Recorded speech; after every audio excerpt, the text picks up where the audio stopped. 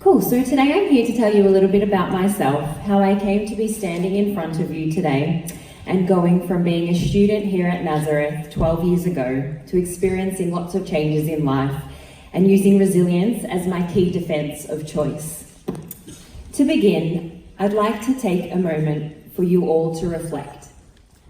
Take a deep breath in and think about a time or situation in your life that was bad.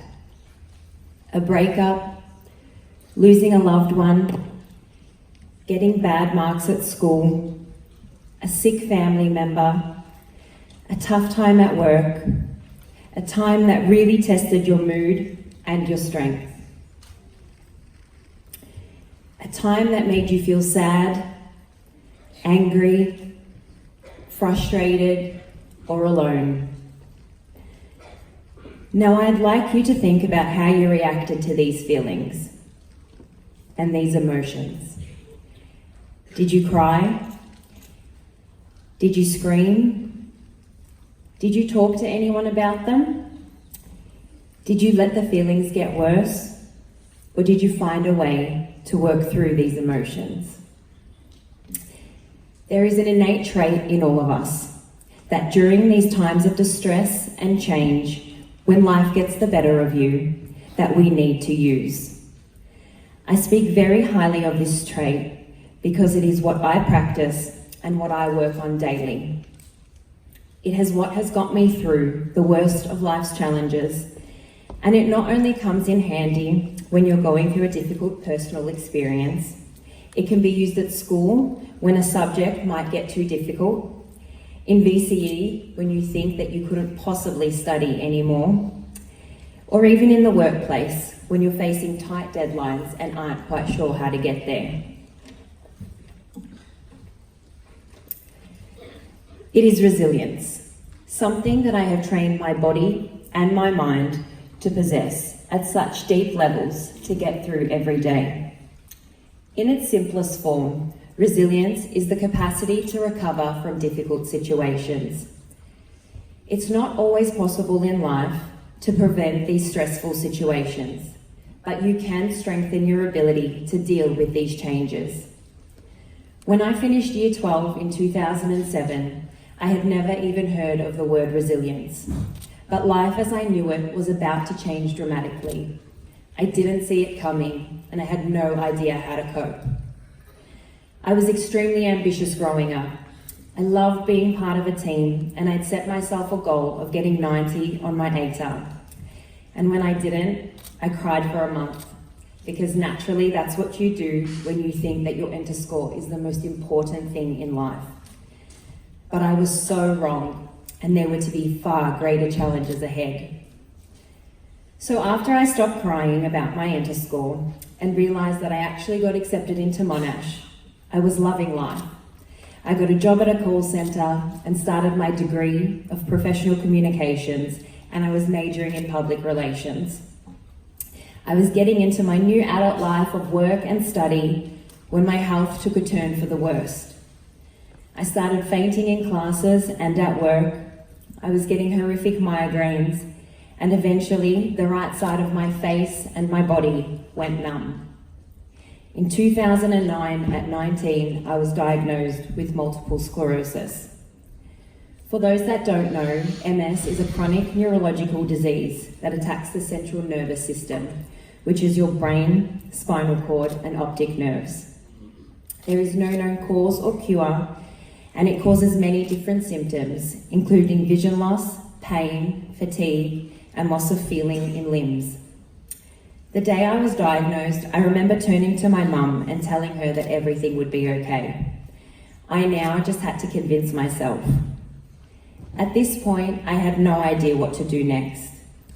This is where the crying happened, the anger happened, and the negative thoughts happened. I wondered why God would have done this to me as soon as I was starting to experience life. I had to defer uni because I was too unwell to be there, and between changing medications, losing feeling in my legs, and having to be on heavy steroids in hospital was too much for any team to handle. This was a pivotal point in my diagnosis because it was here that I had to choose whether to stay at home and be that sick girl, or pick myself up and do as much as I could to get back into normal life.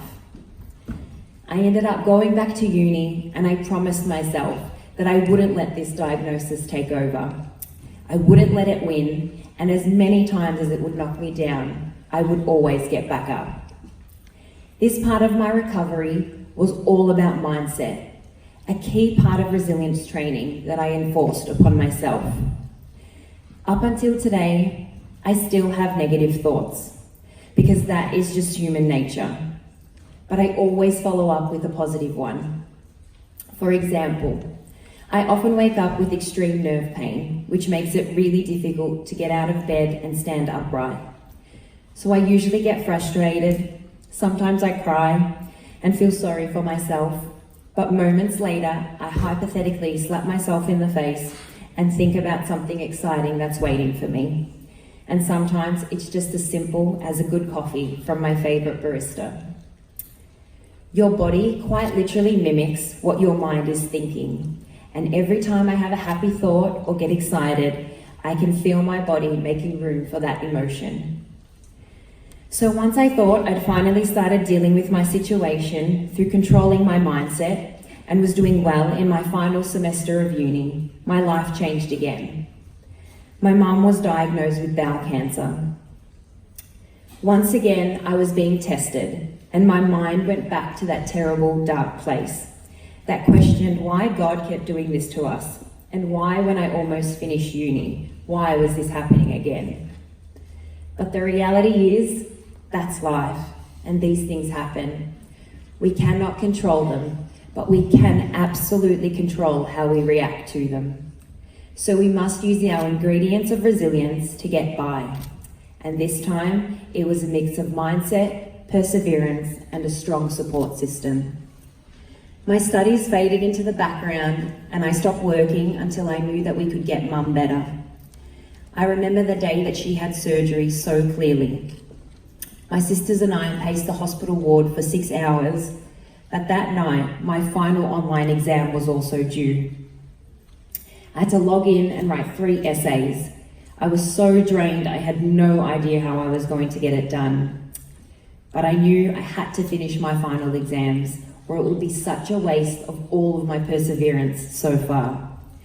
So I logged in at 9 p.m, made a coffee, and finished my final exam. A week later, we found out that Mum's cancer was removed successfully, but then my health took another turn for the worst. And from all the stress, I was back in hospital on steroids to reduce the inflammation to the nerves in my brain. By this time, it got a lot more difficult to train my mind to be positive, because I felt like I kept getting punched in the face. But I kept going because I then put things into perspective and knew that I was so lucky and I was so grateful to still have my mum alive. So this perspective and gratitude was another ingredient of resilience that helped me to keep going. And then through the darkness, when you least expect it, good things do happen.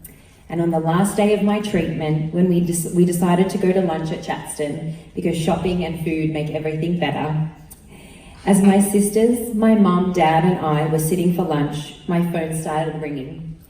It was the head of department inviting me to a presentation ceremony with the Dean of Monash.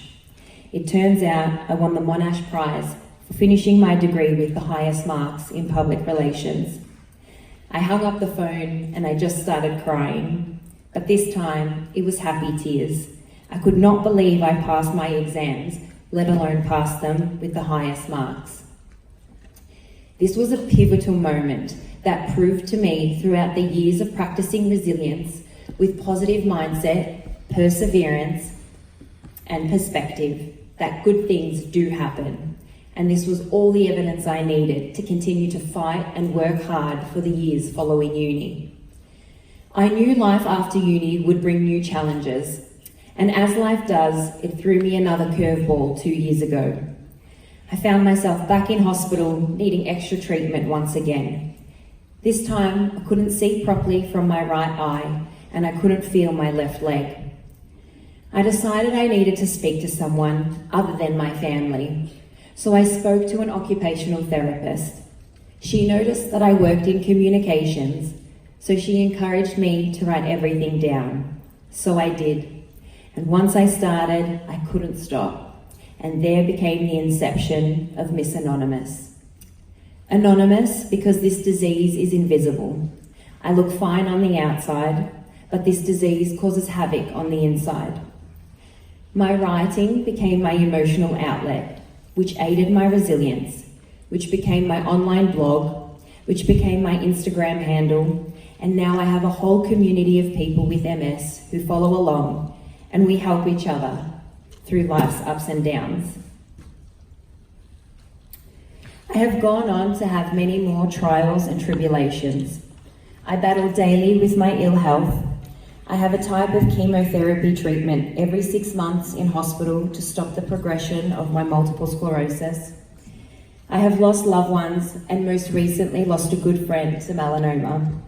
I have difficult deadlines at work, and in all of these trying times, I have turned to my ingredients of resilience and used them to manage and cope with everyday life. I choose to live positively with MS. I choose to practice resilience and turn my difficult situations into positive ones. I get to speak at many events like this and share my story in hope that it will help others in their time of need. So if you can take anything from today, it's that no matter what life throws at you, if you practice resilience and my key ingredients, positive mindset, the willingness to persevere, gratitude for simply being alive, and get help from a strong support system, you will be able to get through whatever life throws at you. Thank you for your time today. And if you'd like to know more about multiple sclerosis, or if you need to chat about how to practice resilience, you can message me on Instagram at Miss Anonymous or Facebook, or you can jump to my website. Thank you.